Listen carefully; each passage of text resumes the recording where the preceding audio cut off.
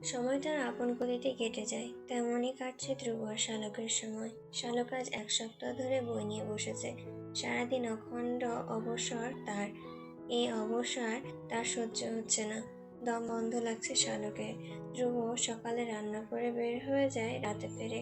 ঘন্টায় ঘন্টায় শালককে কল দিয়ে কি করছে, কি লাগবে জিজ্ঞাসা করে। ধ্রুবর এইরকম আন্তরিকতা শালককে আরো বিব্রত করে। কেন জানি শালুকের মনে হয় ধ্রুব হয়তো শালুককে একটু একটু ভালোবাসে। আবার পরক্ষণে মনে হয় যে শালুক ভুল ভাবছে। হতেও তো পারে ধ্রুব এমনিতেই শালুককে কেয়ার করছে। এটা তো ধ্রুবর পুরনো স্বভাব। এসব হাবিজাবি ভাবতে ভাবতে শালুকের মনে পড়লো সে একটা কম্পোজিশন পড়তে বসেছে। পড়া বাদ দিয়ে এসব এলোমেলো ভাবনা ভাবছে। ধ্রুব রাতে ফিরলে নিশ্চয়ই পড়া ধরবে। কেন জানি শালুকের লজ্জা লজ্জা লাগে ধ্রুবকে ঠিকঠাক পড়া দিতে না পারলে। অথচ আগে এরকম লাগতো না। একটা ঘটনাকে কেন্দ্র করে মন মানসিকতাও এভাবে বদলে যাবে তা কি শালুক কখনো ভেবেছে? ধ্রুব একটা বড় শপিং মলে চাকরি নিল মাসিক 14,000 টাকা বেতনের। সকাল 8টা থেকে বিকেল 4টা পর্যন্ত। 4টার সময় বের হয়ে টিউশনিতে যায়। 7টায় টিউশনি শেষ করে বাসায় ফিরতে ফিরতে ধ্রুব রাত 8:30 বাজে। রাতে এসে রান্না করে নেয়। শালক লজ্জিত হয়ে বসে রইল বিছানার উপর।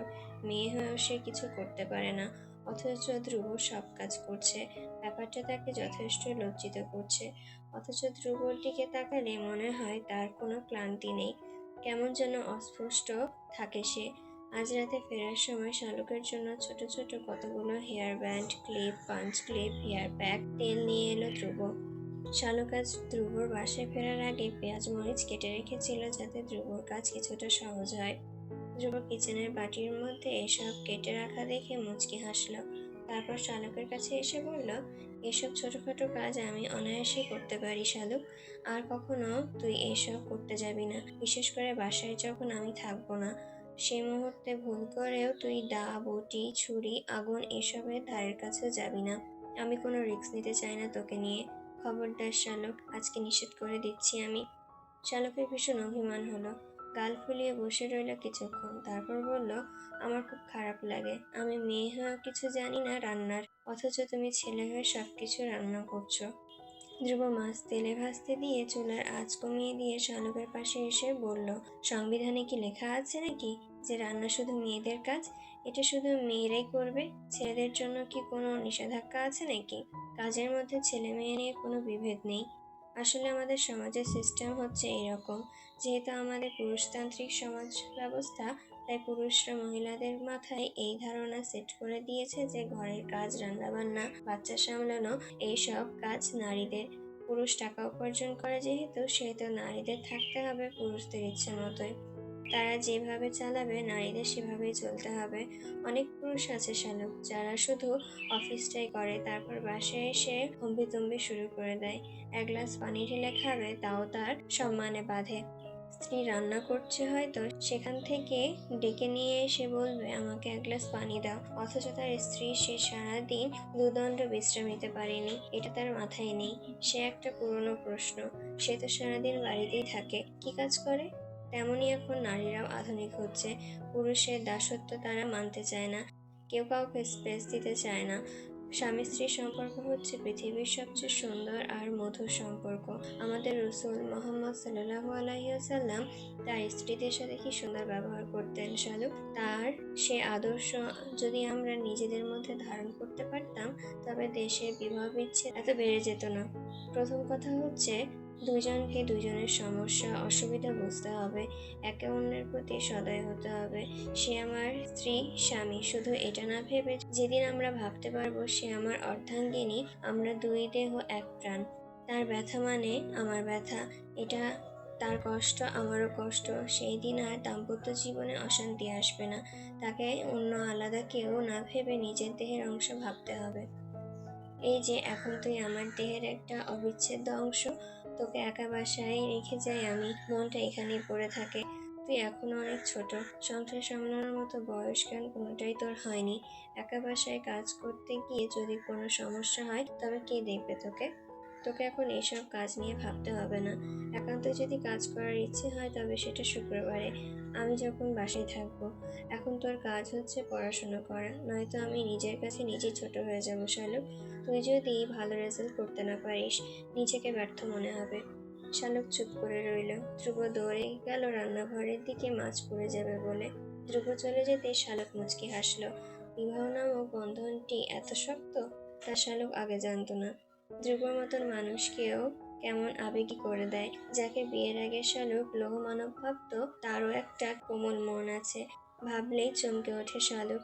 সারা জীবন মন জুড়ে এক ভালো লাগার আবেশ কাজ করে। শালুক নিজের পড়া শেষ করে রাখলো। ধ্রুব মাছ ভাত ডাল রান্না করে সব প্লেটে বাটিতে করে বেড়ে নিয়ে এলো। দুইজন মিলে খাবার শেষ করে ধ্রুব শালুকের পড়া ধরলো। শালুকের পড়ার উন্নতি হচ্ছে বুঝতে পেরে ধ্রুবর ভীষণ ভালো লাগলো। পড়া শেষ হতে ধ্রুব তেল নিয়ে শালুকের মাথায় বেঁধে দিল, বেনি করে দিল দুটো। ছোট ছোট দুটো বেনিতে তার প্রেয়সীকে কি মায়াবী লাগছে। শালুকের তখন ভীষণ করে বড় চাচি মেজো চাচির কথা মনে পড়লো। ঢাকায় আসার পর শালুক একদিনও চুলে চিরুনি লাগায়নি। আগে থেকে অভ্যাস না থাকায় চুল বাঁধার ব্যাপারটা, চুলে তেল দেওয়ার ব্যাপার তার বিরক্ত লাগে। রাতে শুতে গিয়ে ধ্রুবর মনে হলো বাসায় একটা ফ্রিজ লাগবে, শালুকের জন্য একটা পড়ার টেবিল লাগবে, একটা ড্রেসিং টেবিল লাগবে, একটা ওয়ার্ড্রপ লাগবে। 22,000 টাকা মাসিক ইনকাম যেখানে, সেখানে নিজের সংসার খরচ বাড়ি ভাড়া মিলিয়ে হয়ে যাবে কোনো মতে। বাকিটা কিভাবে করবে ধ্রুব? শালুকের নিশ্চয়ই ভীষণ অসুবিধা হয়। একটা ফ্রিজ হলে গরম লাগলে শালুক ঠান্ডা পানি খেতে পারতো, মাছ মাংস ফ্রিজে রাখতে পারতো। এখন যা আনা হয় তা রাখার জায়গা নেই, চুলায় জাল করে রাখতে হয়। শালুকের জামা কাপড় সব শপিং ব্যাগে গুছিয়ে রাখতে হয়। ও কিছুক্ষণ চুপ করে শুয়ে থেকে ধ্রুবকে বলল, আপনি দুটো প্যান্ট কিনছেন না কেন? প্রতিদিন একটা জিন্সের প্যান্ট পরেই বের হয়ে যান। ধ্রুব হাসলো। প্রতিদিন প্যান্ট পরতে গেলে ধ্রুবর নিজেরও মনে হয় আর একটা প্যান্ট দরকার, কিন্তু তারপর আর কেনা হয়ে ওঠে না। নানান দিক ভেবে নিজের জন্য খরচটাও খারাপ লাগে, মনে হয় অযথাই টাকা নষ্ট। শালুক কড়া গলায় বলল, কাল যদি নতুন প্যান্ট ছাড়া বাসায় ফেরেন তবে মনে রাখবেন আমি আপনার এই প্যান্টও কেটে কুটি কুটি করে দেব। লুঙ্গি পরে বের হবেন আপনি। ধ্রুবর ভীষণ ভালো লাগলো তার জন্য শালুকের এই তৎপরতা দেখে। শালুক ঘুমিয়ে পড়লো খুব দ্রুত। ও ঘুমালে ধ্রুব ওর একটা হাত টেনে নিজের বুকের উপর চেপে ধরে ফিসফিস করে বলল, কবে তোকে বলতে পারবো তুই আমার কেশবতী, আমার বোকা ফুল, আমার ভালোবাসা তুই, যাকে সবসময় সবার কাছ থেকে, বিশেষ করে আদনান ভাইয়ের হাত থেকে রক্ষা করতে চেয়েছি। কেউ জানে না, শুধু আমি জানি তোকে কত যত্নে আদনান ভাইয়ের নাগাল থেকে দূরে সরিয়ে রেখেছি। শুধু আদনান ভাইয়ের কুনজর তোর উপর পড়বে বলে হল বন্ধ না হওয়া সত্ত্বেও আমি বাড়িতে ছুটে গেছি আদনান ভাই যেদিন দেশে এসেছে তার পরের দিন। আমি তো জানি আদনান ভাইয়ের যে গাছে খাওয়ার তলারও পুরানো স্বভাব, সে স্কুল লাইফ থেকেই এরকম ছিল। তোর মনে আছে শালুক? আমি কিন্তু বাড়ি ছেড়েছি আদনান ভাই বিদেশ যাওয়া 2 দিন পর। তা না হলে আমিও বাড়িতেই থাকতাম, ন্যাশনালে লেখাপড়া চালিয়ে যেতাম, যাতে তোকে চোখে চোখে রাখতে পারি। তুই শুধু আমার শালুক। ঘাপটি মেরে ঘুমের ভান করে শুয়ে থেকে শালুক সবটা শুনল। তারপর শুনতে ওর সারা শরীর যেন কেঁপে উঠল কেমন করে। তার মানে ধ্রুব ভাই তাকে ভালোবাসতো? সেই ছোটবেলা থেকে ধ্রুব ভাই তাকে ভালোবেসেছে, অথচ ও বুঝতে পারেনি। আর ধ্রুব ভাই সে নিজেও খুব সুন্দর করে লুকিয়ে গেছে এই ব্যাপারটা তার থেকে। শালুকের কেমন উষ্কোষ লাগতে লাগলো। নিজের 2 কানকে অবিশ্বাস হলো কিছু সময়ের জন্য। হয়তো সে ভুল শুনেছে সেই সব। ধ্রুব টের পেল শালুক জেগে আছে এবং সবটা শুনে এখন স্থির থাকতে পারছে না। ধ্রুবর কিছুটা লজ্জা লাগলো। তারপর নিজেকে সামলে নিয়ে মৃদুস্বরে বলল, শালুক। বোকার মতন শালুক হ্যাঁ বলে দিল। তারপর হ্যাঁ বলতে শালুক বুঝতে পারলো সে ভুল করে ফেলেছে। ধ্রুব এখন জেনে গেছে শালুক যে জেগে আছে। ধ্রুব হেসে বলল, আমি তোকে ভীষণ ভালোবাসি শালুক। আমার জীবনের প্রথম ও শেষ ভালোবাসা তুই। কত কষ্টে নিজের ভালোবাসা, ভালো লাগা, আবেগ সবটা আমি লুকিয়ে রেখেছি তোর কাছে থেকে। আমার ভীষণ কষ্ট হতো লুকিয়ে রাখতে, তবুও উপায় ছিল না। তুই কোনোভাবে আমাকে প্রত্যাখ্যান করে দিস যদি, এই ভয় কখনো তোকে বুঝতে দেইনি। বুকের ভেতর ভালোবাসার এক ঘূর্ণিঝড় আমি সযত্নে চাপা দিয়ে রেখেছি। শালুক কথা বলতে পারলো না। সব কেমন অবিশ্বাস্য লাগছে। ধ্রুব শালুকের হাত ছাড়লো না। দুজন ঘুমিয়ে গেল। সকালে ঘুম থেকে ওঠার পর শালুকের লজ্জায় ধ্রুবর দিকে তাকাতে পারছে না। নায়েচা দিতেও মাথা নিচু হয়ে যাচ্ছে তার। কেমন যেন ভয়ও লাগছে। সে তো ধ্রুবর কাছে বলে দিয়েছিল সে যে আদনানকে ভালোবাসে। ধ্রুব কি এখন সেটা ধরে রেখেছে মনে? সে তাকে বুঝিয়ে বলার পর যে শালুক নিজেও ভুল বুঝতে পেরেছে। এক মুহূর্তের জন্য তার মনে আদনানের চিন্তা আসেনি। সব অনুভূতি ফিকে হয়ে গেছে। তা তো ধ্রুব জানে না। ধ্রুবর একটু মন খারাপ হলে যে শালুক অস্থির হয়ে যেত, তা কি সে জানে? সকালে উঠেই ধ্রুব রান্না বসিয়ে দিল। সকালে আর নাস্তা বানানোর সময় হয় না প্রতিদিন। বেশিরভাগ সময় ভাত খেয়ে নেয় দুইজনই। আজও ধ্রুব চুলায় রান্না বসিয়ে শালুকের পাশে এসে বসলো। তারপর বলল, আয় তোর চুলে হেয়ার প্যাক লাগিয়ে দেই, চুল বড় হতে হবে তো তোর। শালুক মাথা নিচু করে বসে রইল। ধ্রুব আপনিতেই বলতে লাগলো, শালুক, তুই কি জানিস তুই যে ভীষণ বোকা একটা মেয়ে? কোনটা ভালোবাসা আর কোনটা মোহ তা নিজেই বুঝতে পারিসনি। তুই হয়তো ভয় পাচ্ছিস আমার কাছে আদনান ভাইয়ের ব্যাপারটা বলে নেওয়াতে। আমিও বলছি, বিশ্বাস কর, আমি তো জানি তুই যে আদনান ভাইয়ের প্রেমে পড়িসনি আসলে। তোর মনে আদনান ভাইয়ের জন্য কোনো ভালোবাসা জন্ম নেয়নি। নিজের মনকে তুই পড়তে পারিসনি। আচ্ছা বলতো, আমরা যখন ক্রিকেট খেলতাম তখন তুই কার দল সাপোর্ট করতি? শালুক চুপ করে রইল। সে তো ধ্রুবদের দল সাপোর্ট করত। ধ্রুব যখন আউট হয়ে যেত তার মন খারাপ হয়ে যেত। ইচ্ছে করতো ধ্রুবকে যে আউট করেছে তার মাথা ফাটিয়ে দিতে। ধ্রুব একটু সময় চুপ থেকে বলল, বাড়িতে ফিরতে দেরি হলে কার জন্য তোর চিন্তা হতো? শালুক চুপ করে রইল। সে ছোট ছিল তখন, ভালোবাসা বুঝতো না সেভাবে হয়তো, কিন্তু তবুও তার মন কেমন আনচান করতো ধ্রুবর জন্য। ওর কিছু হলেই তার মনে হতো ও না জানি কত কষ্ট পাচ্ছে। সেই দিনও তো ধ্রুব রাগ করে বাড়ি থেকে বের হয়ে যাবার পর শালুকের মনে হয়েছে তার নিঃশ্বাস বন্ধ হয়ে যাবে তাকে না দেখলে।